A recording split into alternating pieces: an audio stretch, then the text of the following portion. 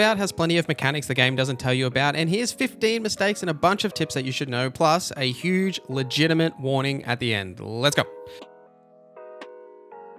Let me know any cool tips you have in the comments down below. We'll start with picking a background and what that actually affects. Now, during the character creator, you'll have the option to choose a background. Now, this background choice will have you either choose an Archon Scholar, a Court Agua, a Noble Scion, a Vanguard Scout, and a War Hero.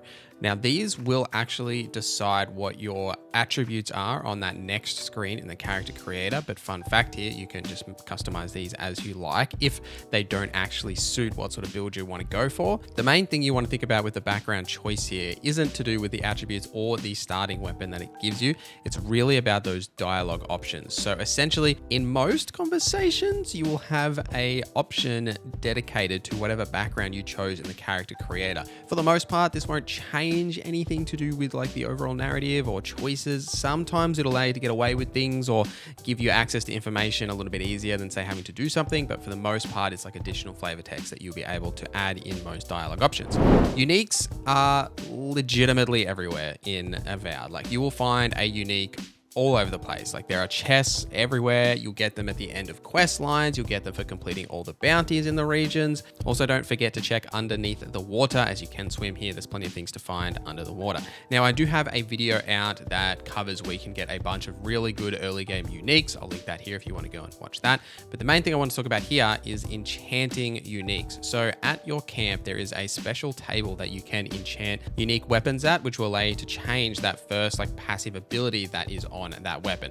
What the options there will do is one of them will typically double down on whatever that existing ability is, and the second one will allow you to take it in a different way. So for example, with the Hell's Tongue here that I'm upgrading, Soul Reaver is the basic, where power attack kills restore 10% of your maximum essence. You can double down on this, we'll increase that amount by 15%, or you could go another route by corrupting parry. So a successful parry deals fire accumulation and poison accumulation to the attacking enemy. So you do have an option there to change it, but the main thing to think about here is that uniques are incredible, so you should be using them as much as possible, but also take any new unique you get to this table at your camp, because you will want to check to see what that alternative unique is, as it could actually be significant for your build compared to say the base ones that it does come with. Now, speaking of gear in general, don't sell any of the standard gear that you find or your uniques either.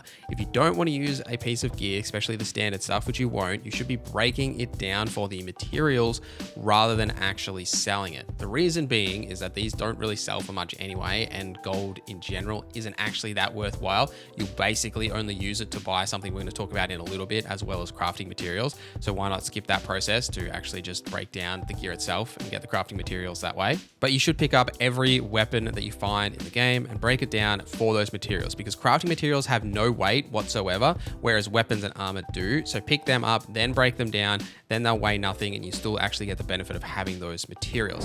But the reason you want to do this and break it down is because you need to upgrade your gear as soon as possible. So Avowed has a quality system for your armor and your weapons, as well as for enemies. So any piece of gear that you are looking at in these categories, you'll notice that they have a quality that could be common, fine, exceptional, superb, or legendary.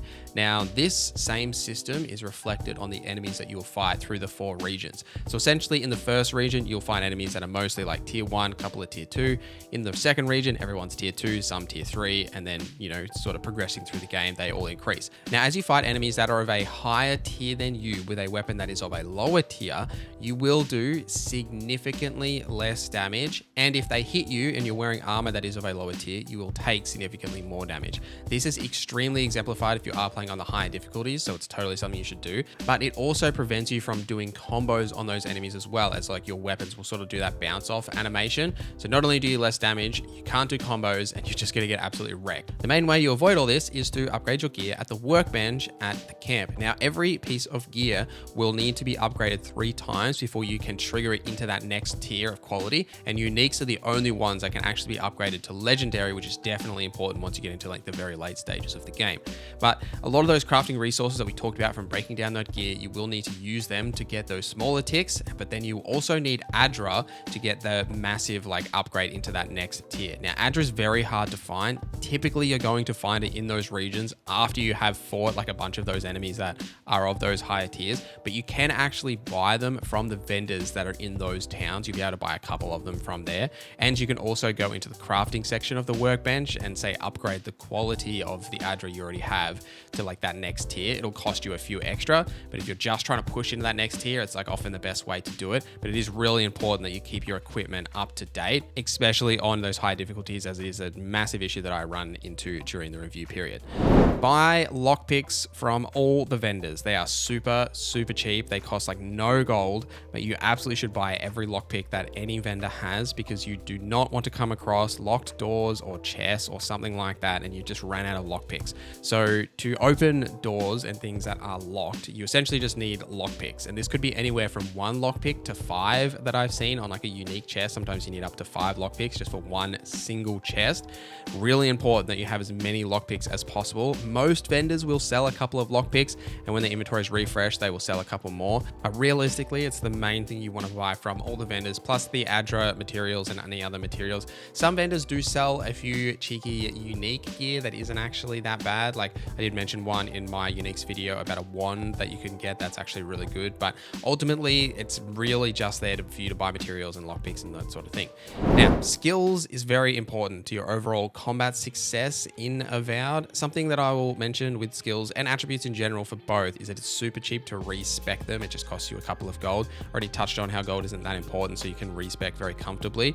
Now, it's definitely a good idea to respec and test different skills with different weapons and like figure out like a play style, but there are absolutely a few skills that you should be using pretty much regardless of the build, and they're in like a few of the different lines. So don't be afraid, say if you're playing like a complete wizard build or a complete fighter build, to actually get some of those skills in some of the other lines. A couple of those skills I wanted to point out to you. The first one being toughness in the fighter line. It just increases your maximum health by 20% for 1 tier.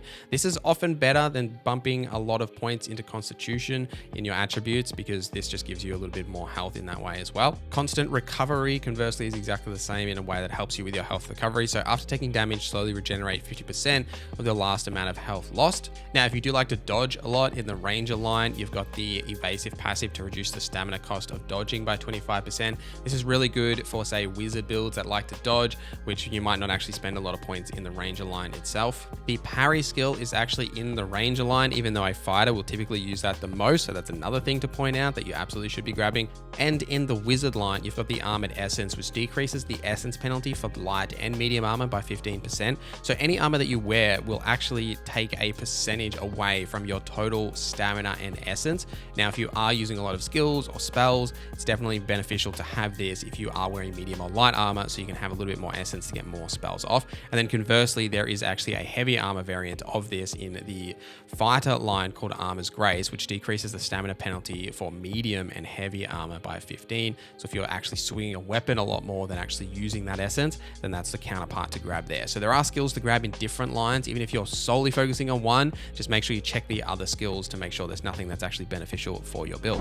And this is also pretty consistent with attributes. Now, the thing to point out with attributes is, for the most part, there's a few attributes that every build will get. The first is might, as with might, it just increases your raw damage numbers plus your carry capacity. So regardless of whether you're using a wand, a bow, a fighting with a massive sword, doesn't matter. You're really going to need that might to increase your damage capacity.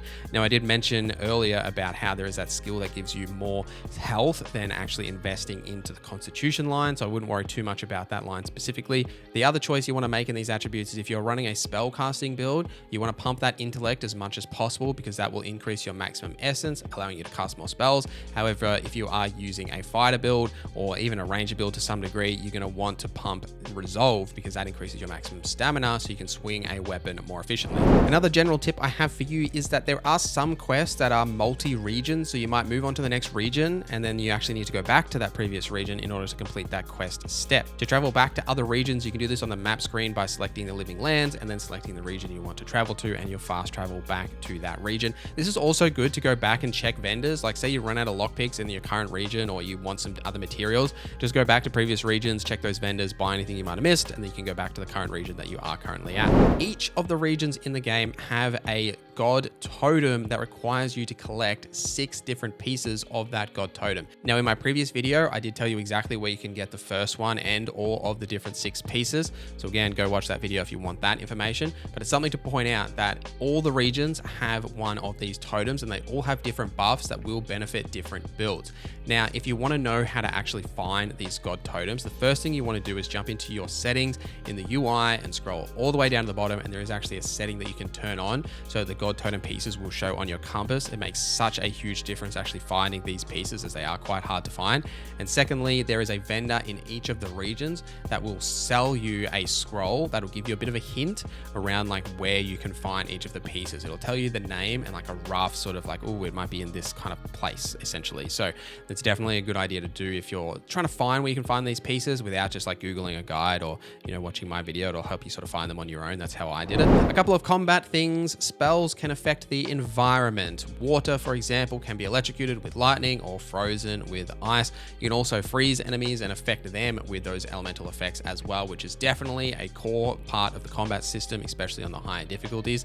And something to note is that stamina usage is very important in Avowed. You'll regularly run out of stamina if you're just swinging a weapon away. If you do run out of stamina, casting skills and spells doesn't actually cost stamina. So if you've run out of stamina and you're sort of in that like phase, you know, where you're just like out of breath because you've got no stamina, you know, I hope you like my example there, but essentially you can cast spells and skills even in that state and your stamina will still recover while you're in that animation of casting that spell and skill.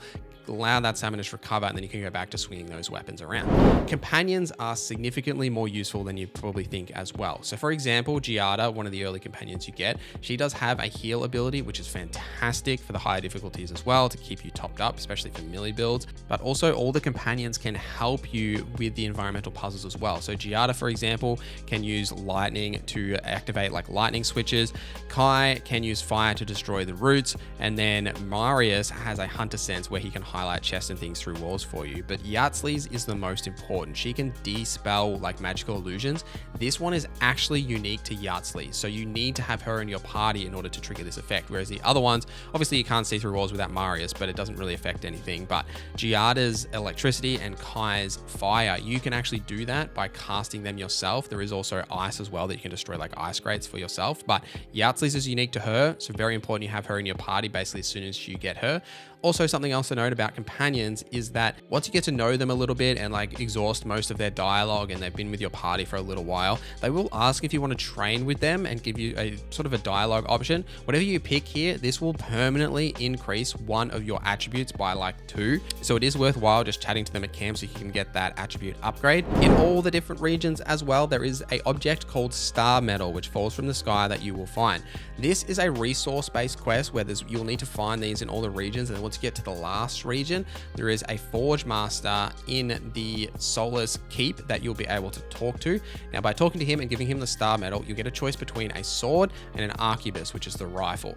Now, both of these can be upgraded once you get them. So there are 4 Star Metal in the game, and you can essentially get both the sword and the arquebus and do that first upgrade for free just by giving him the next one, and then you'll be able to use them. They're both fantastic, and I do highly recommend that you do grab these as they're quite solid, unique weapons, especially once you do that second upgrade. So it is definitely well worth doing. Another good tip for the higher difficulties and just in general, like when you're fighting bounties and difficult enemies, is the huge buffs that you can get from food. Now, you will find a bunch of food throughout the world, but what I would recommend is to take it to the cooking fire at camp. And you can actually create food that'll give you significantly more benefits. So you can have food that, say, for example, beetle pie, which is one of my favorite, that increases your might by 2 and increases your damage by 10%, and mine obviously increases your damage as well. So it's fantastic for damage when you're fighting, say, bounties or harder enemies. But there's just a ton of options here that you can create. Plus, you can also create grenades, which are fantastic to use in combat, as you can quickly sling them at enemies, and it does stun them briefly as well. The last thing I have for you guys in that massive warning is that the point of no return in Avowed is not marked. It does not tell you where that point of return is. You will very quickly just stumble across the ending of the game. That's what happened to me, and there is no end game. So once you finish the game, that's essentially it. You can't go back and do any quests or things that you may have missed. So once you get to that volcanic 4th region, Galawan's Tusks, be very careful about progressing the main story once you have got to Solace Keep. I won't say much more than that because that's just essentially the name of like that town, but it's just something to point out that just to be careful once you have progressed in that area, because it's very easy to stumble across the ending of the game. And if you wanted to actually explore that region or do some other stuff first before you do that, you'll definitely just want to be careful once you get to that region. But that's all I have for you guys today. Thank you for watching this video till the end. Thank you to our members for supporting the channel. My name is Norza, and I hope you have a great day.